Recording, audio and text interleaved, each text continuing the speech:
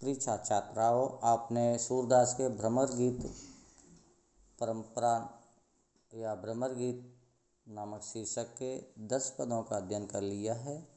आज हम 11वें पद का अध्ययन करेंगे। तो देखें आप, ऊदों भली वही ब्रज आए, विद कुलाल कीने कांचे घट, ते तुम आन पकाए, रंग दीनो हो कान सामरे, अंग चित्र बनाए। तो आप देखें, यहाँ गोपिकाएँ उद्धव के ब्रज में आने और उनके द्वारा योग की चर्चा करने पर कटाक्ष करती हुई कहती हैं, हे उद्धव, आपने भली वही ब्रज आए, आपने इस ब्रज में आकर अच्छा ही किया। विद कुलाल कीने कांचे घट, विद मीन्स विधाता रूपी, कुलाल मीन्स कुमार ने जो हमारे शरीर रूपी जो कच्चे घड़ा बनाए हुए थे, ते तुम आन पकाए, आपने उन्हें आकर यहाँ पका दिया। उन कच्चे घड़ों को रंग दीने वो कान सामरे, उन हमारे शरीर रूपी घड़ों को श्री कृष्ण ने अपने सामरे, श्री कृष्ण ने अपने विभिन्न रंगों से रंग दिया था और प्रत्येक अंग अंग पर विभिन्न प्रकार के चित्र बनाए थे।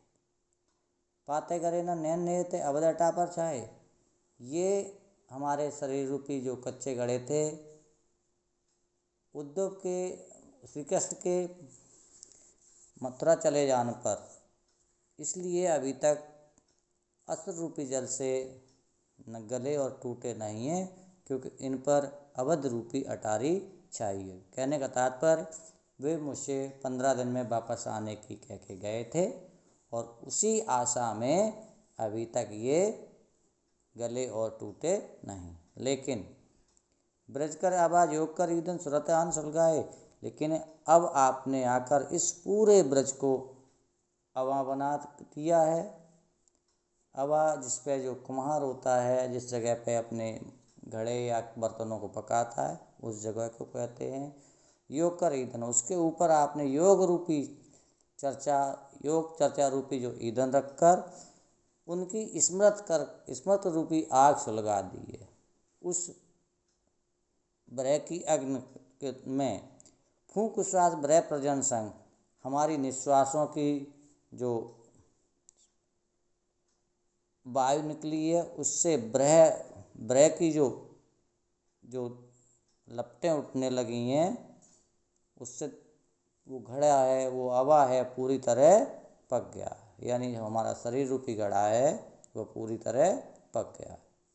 फिर ध्यान दरस से आए, आपने यहाँ योग रूपी चर्चा हमसे जो की, जिससे हम गोपिकाओं को उनकी स्मृति के द्वारा उनके दर्शन की प्राप्ति हुई और उससे हमारे जो मन है, जो हृदय है, वो उन्हें सुख की प्राप्ति हुई या शीतलता प्राप्त हुई। बरे सुप्रन सकल प्रेम जल, छुअन न काहू पाए। गोपिकाएँ, सूरदास कहते हैं कि गोपिकाएँ यहाँ बता रही हैं, शपूरन से तात्पर्य संपूर्ण, कि ये हमारे जो शरीर रूपी जो घड़े हैं, अब ये सकल में संपूर्ण प्रेम जल से भरे हुए हैं, छुअन न काहू पाए, और ये अभी तक अनछुए हैं। और ये हमारे शरीर रूपी घड़े उन्हीं के लिए अनछुए हैं जो राजकाज तय गए सूरप्रभ नंदनंदन करता है। जो नंद के बेटे श्री कृष्ण भगवान जो राजकाज के लिए मथुरा गए हैं, और ये उन्हीं के लिए सुरक्षित हैं, और जब वो लौट कर आएंगे तो उन्हें ये अनछुए ही प्राप्त होंगे। मैं इसमें आपसे कहना चाहूँगा कि आप केवल